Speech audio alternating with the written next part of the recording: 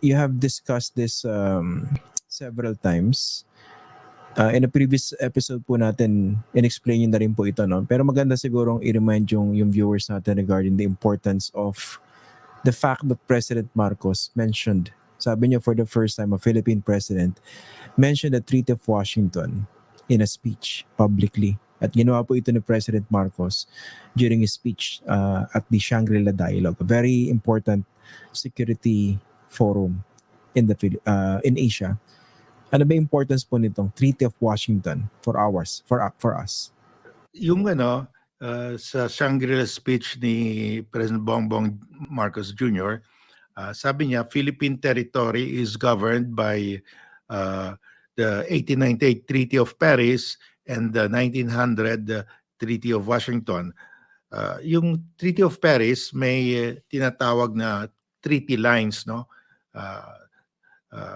Under the Treaty of Paris, lahat na isla within the treaty lines were ceded by Spain to the US, no? For $20 million. Ngayon, yung dumating yung mga Amerikano dito after signing the Treaty of Paris, may mga Spanish garrison sa Cagayan de Sulu, Cebuto, na ayaw umalis. Sabi nila, hindi kami kasama sa pagbenta dahil we are outside the treaty lines. Yung mga Amerikano ang sila ang nag-fix ng geographical coordinates ng treaty lines. So nagkamali sila. Hindi nila nasama yung ibang isla. Hindi nasama yung Spratlys, hindi nasama yung Scarborough Shoal, at hindi nasama yung sa Cagayan de Sulu, Cebuto. So ayaw umalis yung mga Spanish garrisons doon.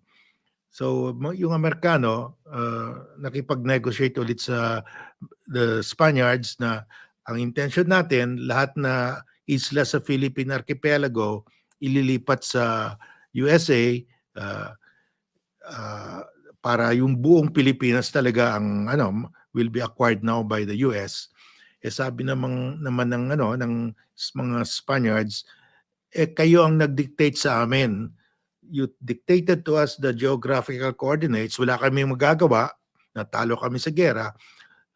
So ang linipat lang yung within the geographical coordinates. Kasi nakasabi doon, what was transferred to the US by Spain were all islands lying within the treaty lines. Tama naman ang mga Spaniards, no? So after a long discussion, exchange of notes, sabi ng mga Amerikano, babayaran kayo namin uli ng additional $50,000 to clarify na kasama lahat na isla ng Philippine Archipelago, whether lying within or outside the treaty lines. Sabi ng mga Spaniards, malit yan. So, dinoble ng mga Amerikano, $100,000. Pumayag yung Spaniards. So, nagkaroon ng Treaty of Washington of 1900. Ang nakalagay doon, Spain also ceded to the US any and all islands belonging to the Philippine Archipelago lying outside the lines of the Treaty of Paris, as if they had been included in the 1898 Treaty of Paris. So, any and all islands. So, ang question ngayon, ano yung any and all islands? Ano yung dokumento na ito yung any and all islands of the Philippine Archipelago lying outside the lines? Merong isang mapa na the last official map of Philippine territory during the Spanish regime, the 1875 Carta General del Archipelago Filipino. Yun yung complete map of Philippine territory. The last map, official map of Philippine territory during the Spanish regime. Yung mga Amerikano, they also adopted this. Pagdating nila dito, wala naman silang mapa of the Philippines. They adopted the Spanish 1875 map as map of Philippine territory during the American regime. So yun yun. So ngayon, yung mapa na yun, nakalagay doon yung Scarborough Shoal as part of Philippine territory kahit na outside the treaty lines, at saka nakalagay doon yung Spratly as part of Philippine territory kahit na outside the treaty lines. So sinabi ni President Bongbong Marcos Jr. sa Shangri-La, our Philippine territory is defined by the 1898 Treaty of Paris as amended by the 1900 Treaty of Washington. Yun ang tama. Importante ito dahil meron tayong mga legal luminaries katulad si former Solicitor General Estelito Mendoza. He had an article sa Philippine Judicial Academy Journal na yung Kalayaan Island Group never formed part of Philippine territory until 1978. Yung 1978, yun yung date of the PD 5096 where Marcos made the Kalayaan Island Group a municipality. If you start with 1978, wala tayong panalo. China officially claimed the Spratlys in 1947. Di nauna sila. So, at saka mali yan. Mayroong treaty eh. Klarong-klaro yung treaty eh. Kahit na si Senator Ponce Enrile, sabi niya, yung Scarborough, hindi atin yan. Squatter lang tayo dahil the Scarborough Shoal, it's outside the treaty lines. Sinabi ng mga Amerikano in 1938, yung Scarborough Shoal is part of Philippine territory because it's part of the island ceded to the US in the Treaty of Washington of 1900. Klaro yun. May memorandum si Secretary Cordell Hull, Secretary of State of the US at that time, yung parang Secretary of Foreign Affairs nila, admitting that Scarborough Shoal was one of the islands ceded under the 1900 Treaty of Washington. So, klarong-klaro. Bakit natin sabihin hindi kasama yan sa Philippine territory? Sinabi ng Amerikano, kasama yan kasi kami pumirma ng Treaty of Washington. So all we have to do is go back to the Treaty of Paris and of course the Treaty of Washington. Doon sa mga nagtataka at nagtatanong, no? Kasi nakikita ko rin po ito online, yung mga ibang hindi kumbinsido na territory natin yung Scarborough Shoal. Sinasabi nila, hindi ba yan bumabangga doon sa arbitral victory po natin noong 2016? Ano po bang sagot doon? Hindi. Kasi yung arbitral award touch only on the maritime dispute. In other words, ang sinabi nila, kasi maritime dispute is outside the land territory at saka outside the 12 nautical mile territorial sea. Anything about territory, walang jurisdiction ng UNCLOS. Kasi UNCLOS only governs maritime dispute. Itong maritime dispute natin refers to the exclusive economic zone beyond the 12 nautical mile territorial sea. Yung Scarborough, may territorial sea yan kasi ano yan above water at high tide.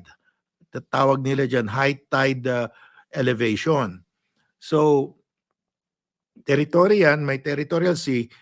Ang napanalo natin yung mga tubig beyond, yung dagat beyond the 12 nautical mile territorial sea. Yun ang panalo natin. Okay, sige. Ayan, sa mga nakikinig, tsaka nanonood, maliwanag yun. Yung UNCLOS Tribunal Settled Maritime Entitlements. Clarified, yes. No? So kung pag-uusapan natin yung territorial dispute, ang punta po natin sa International Court of Justice. So tama po ba yun? Kung sakali lang po umabot tayo dun sa level na yun, sa International Court of Justice, at pumayag din yung China, dahil kailangan po ng pagpayag ng China dyan, mabigat po yung ating argument, tama po ba? By virtue of the Treaty of Washington? Yes. Kaya ang recommendation ko, we challenge China. Pag sabihin natin na China, pag talagang believe kayo sa posisyon ninyo na you own the South China, the West Philippine Sea since 2,000 years ago, let's submit it to arbitration. If sinasabi niyo you own those islands since 2,000 years ago, submit natin to arbitration para peaceful settlement of dispute.